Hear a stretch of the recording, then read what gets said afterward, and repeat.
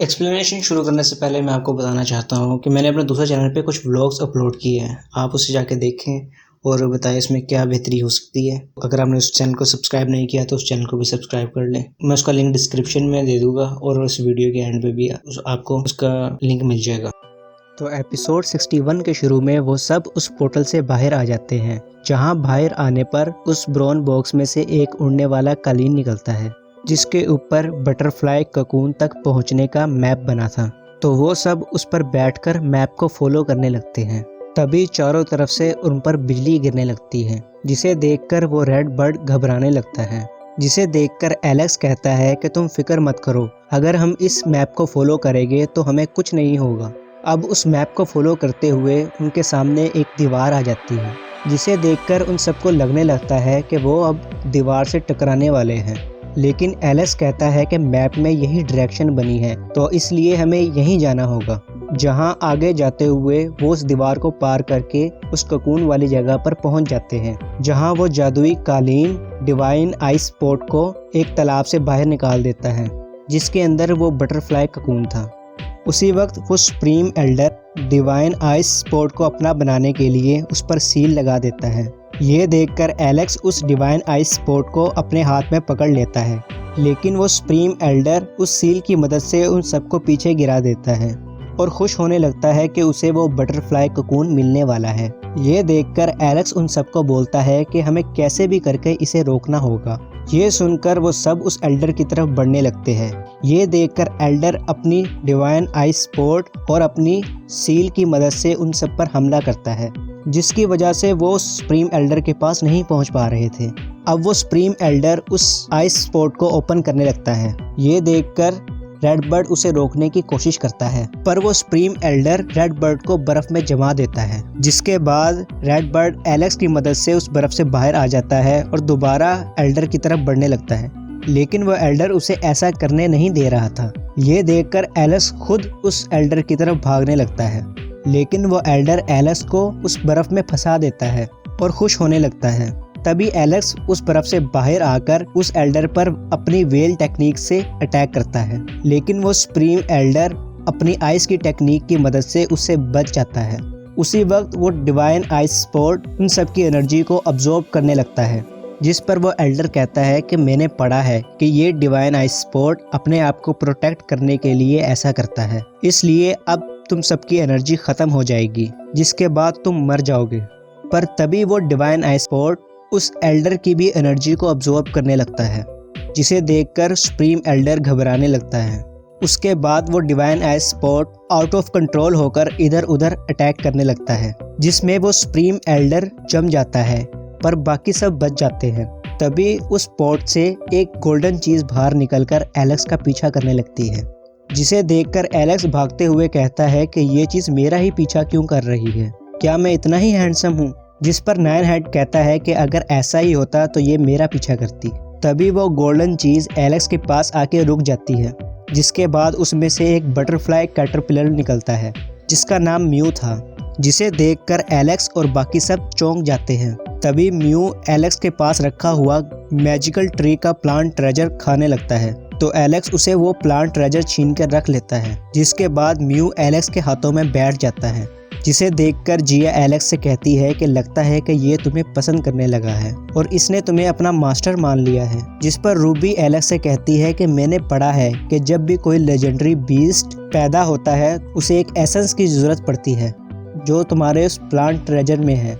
जिस पर एलेक्स कहता है कि मैं उसे नहीं दे सकता, क्योंकि वो मुझे उस मैजिकल ट्री ने दिया है। जिस पर रूबी कहती है कि हम उसे उसके बदले कोई और गुड ट्रेजर खिला सकते हैं, लेकिन इसे तुम्हारा प्लांट ट्रेजर ज़्यादा पसंद है। जिसे सुनकर रेड बर्ड कहता है कि फिर तो ये एक सरदर्दी है, चलो इसे फेंक देते हैं। जिस पर नाइन हेड कहता है कि तुम्हें एशियन बटरफ्लाई के बारे में कुछ नहीं पता, इसलिए चुप रहो। इसके बाद एलेक्स उन सबके साथ उस जगह से वापस मार्केट में आ जाता है, जहां आते हुए ल्यू एलेक्स की ट्रेजर पोटली से काफ़ी सारे ट्रेजर खा गया था।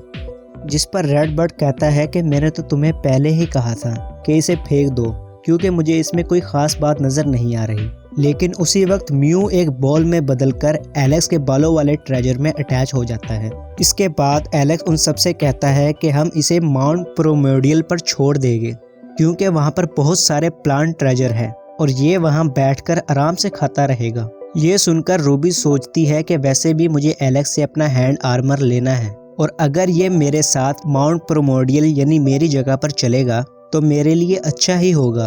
तभी वहाँ पर माउंट प्लाउ से एक खत आता है जिसमें एलेक्स को किसी ने माउंट प्लाउ में आने को कहा था। ये देखकर वो रेडबर्ड कहता है कि मुझे तो ये उसी राजकुमारी के कज़न का कोई ट्रैप लग रहा है जिसे पहले तुमने पीटा था। जिस पर रूबी कहती है कि मुझे नहीं लगता ऐसा कुछ है, क्योंकि अगर ऐसा होता तो कोई तुमसे बदला लेने के लिए आता, ना कि वो खत भेजता।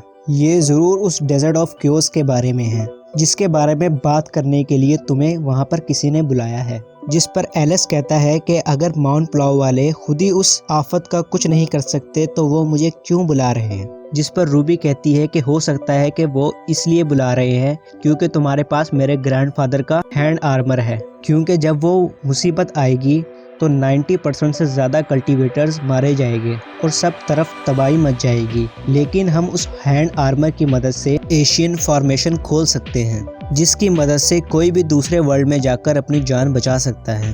पर मुझे इस बात का पक्का नहीं पता, लेकिन मुझे इस बात का अंदाज़ा है कि मुसीबत आने पर सिर्फ स्ट्रॉन्ग लोग ही बच पाएंगे। ये सुनकर एलेक्स को उस मैजिकल ट्री की याद आती है जो अब भी बीमार थे।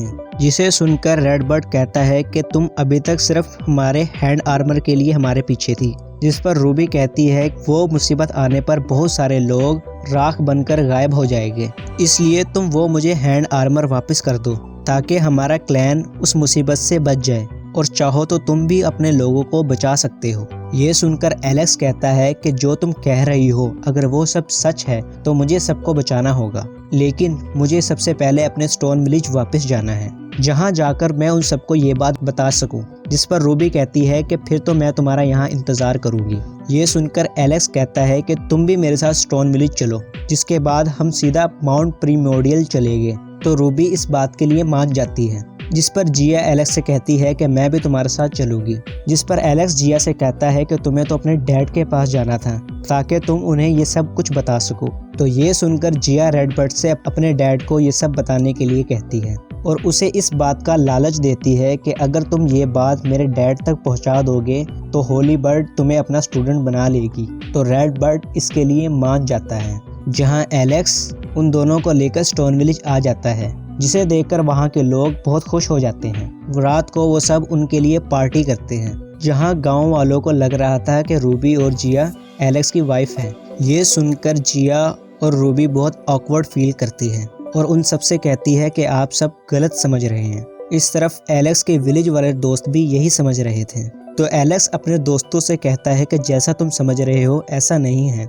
आगे एलेक्स चैम्प के साथ उस मैजिकल ट्री के पास जाता है और उससे पूछता है कि क्या मैं उन सबको आने वाली मुसीबत के बारे में बता दूं। जिस पर वो मैजिकल ट्री कहता है कि कभी कभी कुछ ऐसा होता है जिसके बारे में हमें जानना नहीं चाहिए। जिस पर एलेक्स उस मैजिकल ट्री से कहता है कि क्या आप ये कहना चाह रहे हो कि आप हमें छोड़कर चले जाओगे। जिस पर वो मैजिकल ट्री कहता है कि इसके बारे में तो मुझे नहीं पता, मैं अभी भी रिकवर हो रहा हूँ, इसलिए मैं उस मुसीबत के बारे में नहीं सोचना चाहता। और इसी के साथ ये एपिसोड यहीं पर ख़त्म हो जाता है।